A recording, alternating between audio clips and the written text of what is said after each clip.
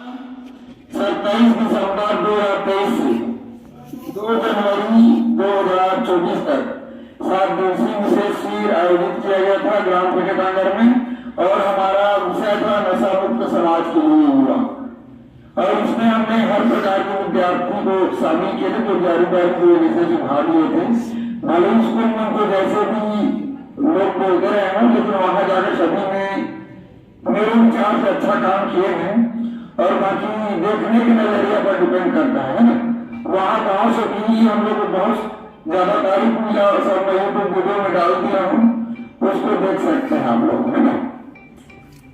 बहुत ज्यादा तारीफ मिला। बच्चों लोग सांस्कृतिक कार्यक्रम भी किए, कभी कभी देर तक अब इंजॉय करना रहता है ना, तो लेट तक जगह भी ये लोग, तो हो सकता है हम पे ऐसे होता रहा होगा तो कुछ लोग उसका गलत भी ये लगाए कि गांजा पीने टाइप से ऐसा करके, तो ऐसा नहीं है। वहाँ दिनचर्या पूरे दिन का बटा रहता है, रात में सांस्कृतिक कार्यक्रम भी होता है। तो अगर बच्चों को लेट से सोए हैं तो ऐसे ही आंख लगने टाइप से हो जाता है, जाना है ना आप लोग।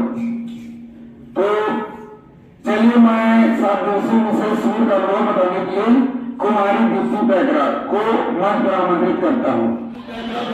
बहुत मुश्किल से ये मंच पर पहुंच पाई, माइक से बोलने के लिए। पढ़ने में बहुत अच्छी है, तेज है, लेकिन माइक उठाकर बोलना एक थोड़ा सा दिक्कत वाली बात है शुरू में, है ना। तो जितने भी हमारे बच्चे लोग वहाँ थे शुरुआती में पता होगा बहुत मुश्किल से गई थी, लेकिन उसके बाद वो लोग खुद बोली 1-2 दिन के बाद में सर हम लोग संचालन करेंगे करके पूरे अस्मिता के साथ लोग संचालन करना शुरू कर दिए।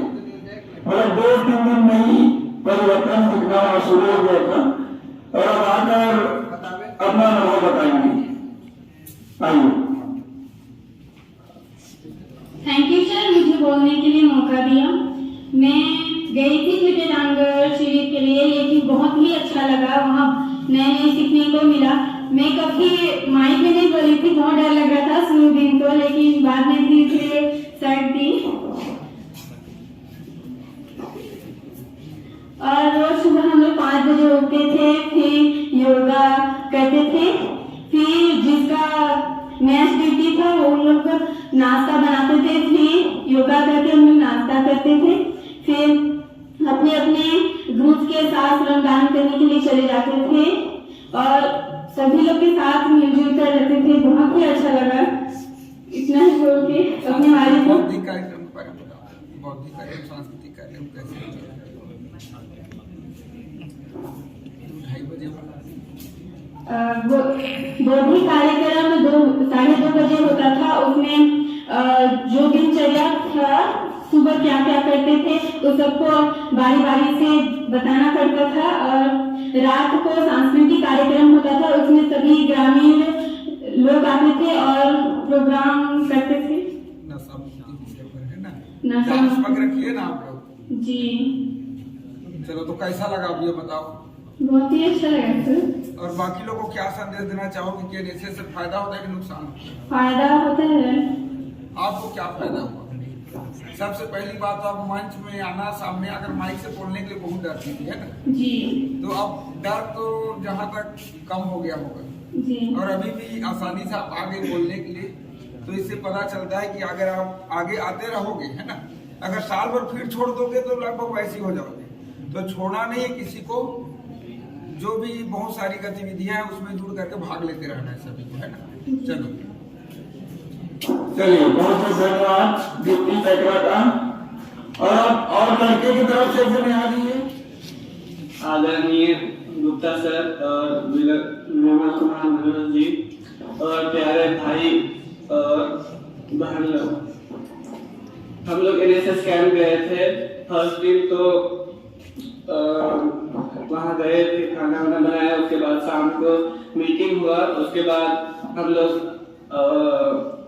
ग्रुप में सर हम लोग को डिवाइड करे। उसके बाद अगले दिन ग्रुप वाइज खाना बनाना रहता था और ग्रुप वाइज गांव में परियोजना करने जा रहे थे। और सुबह 5 बजे उठ के कभी कभार लेट हो जाता था, शाम को प्रोग्राम होने के चक्कर में। फिर उसके बाद फ्रेश होते थे, फिर फ्रेश होने के बाद आते थे, फिर योगा करते थे पीटी, फिर उसके बाद नाश्ता करके हम लोग 8 बजे आसपास परियोजना करने जाते थे। परियोजना करके हम लोग आते थे, उसके बाद हम लोग मतलब नहाने जाते थे, फिर उसके बाद नहा के आते थे, उसके बाद खाना वाना खा के थोड़ा रेस्ट करके बौद्धिक कार्यक्रम करते थे। फिर बौद्धिक कार्यक्रम करके थोड़ा रेस्ट करते थे, उसके बाद फिर से शाम को सांस्कृतिक कार्यक्रम होता था। उसके बाद गांव वाले भी आते थे, ग्रामीण क्षेत्र के। फिर उसके बाद वहाँ के छोटे छोटे बच्चे लोग भी थोड़ा नशा मुक्ति के लिए कुछ कुछ बोलते थे, और सर मैडम लोग भी बोलते थे, और हम लोग को वहाँ रहने में बहुत अच्छा लग रहा था, आने का मन नहीं कर रहा था। घर आए फिर क्या बोलेंगे, फिर मन ही नहीं लग रहा था। अब पढ़ाई लिखाई बढ़िया करेंगे, पढ़ाई भी प्राप्त करते थे थोड़ा थोड़ा, फिर उसके बाद बस इतना ही बोलते। अब आगे उन लोगों को संदेश क्या देना चाहो? आगे अच्छा लगता है, और नशा मुक्ति के लिए गाँव वाले को प्रेरित करना बहुत अच्छा लगता है, और आप लोग भी नशा नहीं करें। किया गया है सांस्कृतिक कार्यक्रम में हमारे विद्यार्थियों द्वारा, संग्रामों द्वारा, और गाँव वालों को भी संदेश दिया गया। और निश्चित हमारे अगर बच्चे लोग भी अगर कोई उस टाइप से ध्यान रहा होगा नशा की तरफ, तो मेरे को विश्वास है कि 75% तो ध्यान नशा से हट ही जाएगा, और स्वच्छता के प्रति भी जागरूक हो जाएंगे। तो कोई और आगे बताना चाहते हैं तो बता सकते हैं, फिर उसके बाद सर को माइक दूंगा। चलिए ठीक है, समय हो गया आज के लिए। दो तरफ से फीडबैक मिल गया, आप लोग समझ गए होंगे नशा के बारे में।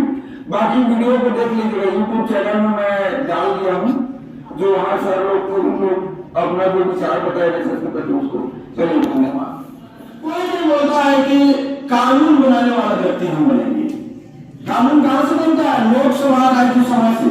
वहां कौन बैठते हैं? MP, मेंबर ऑफ पार्लियामेंट, यानी कि सांसद। और सांसद कौन होता है? जनप्रतिनिधि। कहाँ का? सबके क्षेत्र का। वैसे ही छत्तीसगढ़ में भी यह व्यवस्था लागू है। कार्यपालिका में न्यायपालिका सबकी कमांड है, और आप जानते हैं आपको भी हौसला रखना चाहिए। हम तो कहते हैं इसी में से कोई निकलेगा आगे जाकर के मुख्यमंत्री, विश्वास लगता है। इसीलिए व्यक्तित्व विकास जरूरी है। माइक पकड़ना सीखे, गांव में सेवा करें, यही आगे ले जा करके। मैं ये नहीं कह रहा हूं कि डॉक्टर वाले त्याग दें अपना मनसा, इंजीनियर वाले नहीं, लेकिन उधर जिनकी रुचि है पॉलिटिक्स में, वो उधर भी आजमाए, कानून बनाने वाला व्यक्ति बने, ना कि कानून को पालन करने वाला व्यक्ति बने। इसी शुभकामनाओं के साथ तो सीएम साहब जैसे सर कह रहे हैं, टाइम है हमारे। इसी गांव में उनके पूर्वज हैं, बहुत लोगों को पता है ना। तो आदरणीय विष्णुदेव साई जी इसी गांव के, उनका जो है उनके पूर्वजों का जन्म है, वो जाके बलिया में बसे। आज हमारा तो सीना गर्व से ऊपर है, इस विद्यालय का भी सीना गर्व से ऊपर है कि यहाँ का एक जो साधारण परिवार का व्यक्ति पूरे छत्तीसगढ़ का कमांड संभाला है, तो आदरणीय विष्णुदेव साई जी। आप भी हौसला रखें आगे जाकर के, लेकिन पहचानना भूल मत जाना। हमारे